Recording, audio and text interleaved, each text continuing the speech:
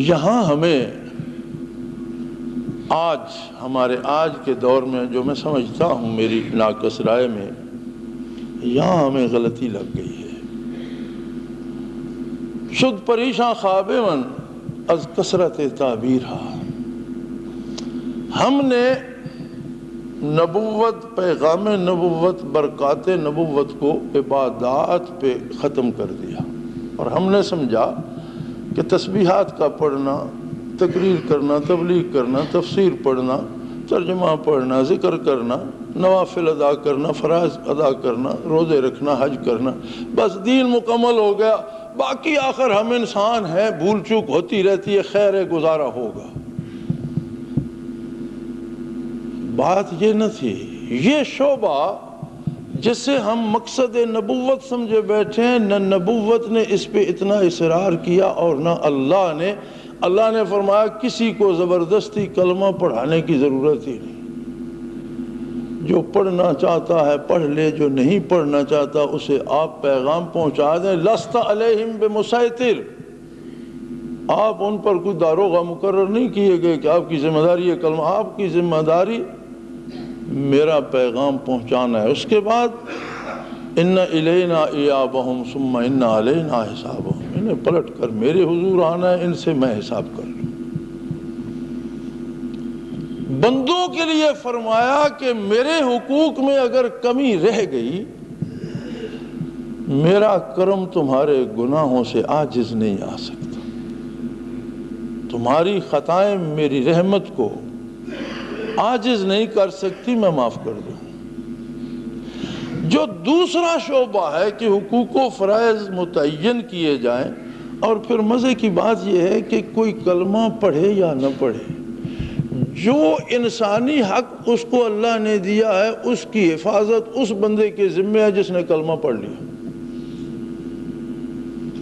کلمہ پڑھنے کے بعد جہاں نماز فرض ہو گئی، روزہ فرض ہو گیا، عبادات فرض، نفل، سنت، واجب اپنی اپنی جگہ آ گئی، وہاں یہ ذمہ داری بھی آ گئی کہ جو حقوق کسی کے میں نے متعین کر دیے ہیں اور جو نظام میرے نبی نے عطا فرمایا ہے، اسے روئے زمین پر نافذ کرنا اور ایک ایک انسان کے حق کا تحفظ کرنا، یہ تمہاری ذمہ داری۔ کنتم خیر امہ اخرجت للناس، تم بہترین قوم ہو جو اولاد آدم کے لیے جیتے ہو، دوسروں کے لیے زندہ رہتے ہو۔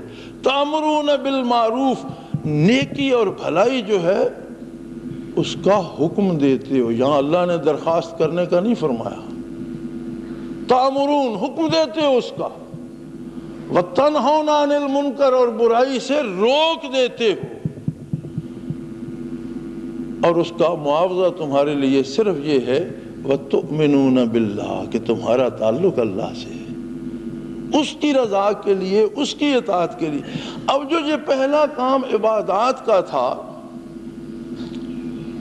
اس کے لیے نبی رحمت صلی اللہ علیہ وسلم نے تلوار نہیں اٹھائی،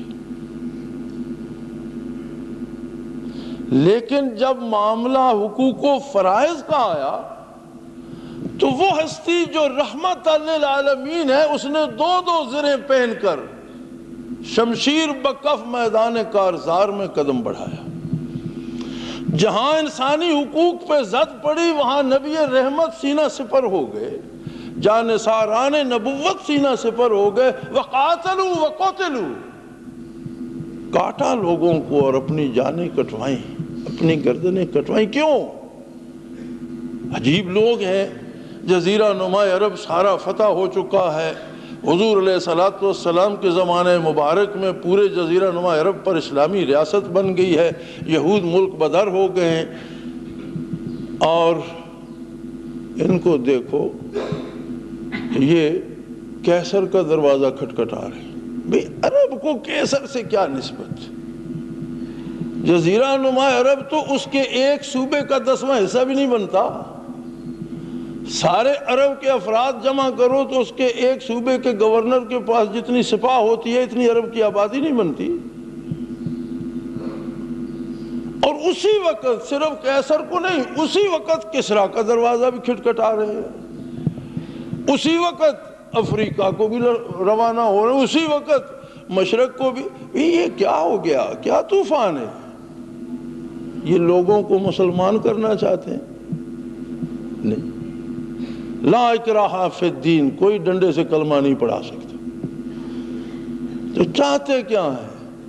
یہ ان سے پوچھو جو ان کے دروازے پہ کھڑے ہیں۔ یہ بات قیصر نے بھی پوچھی تھی، اس نے کہا تھا میں جانتا ہوں عرب میں کچھ نہیں ہوتا اور تمہارے پاس کھانے کو کچھ نہیں بچتا، تو تمہیں اگر کمی آ گئی ہے تو کتنی دولت چاہیے؟ تم مانگو، میں اس سے زیادہ دے دوں گا۔ تمہارے ساتھ لڑنا مجھے پسند نہیں، میری تو شان کے خلاف ہے۔ میں عربوں کے ساتھ، اتنی چھوٹی سی لوگوں کے ساتھ، چند خانہ بدوشوں کے ساتھ اب میں قیصر میدان میں اتروں؟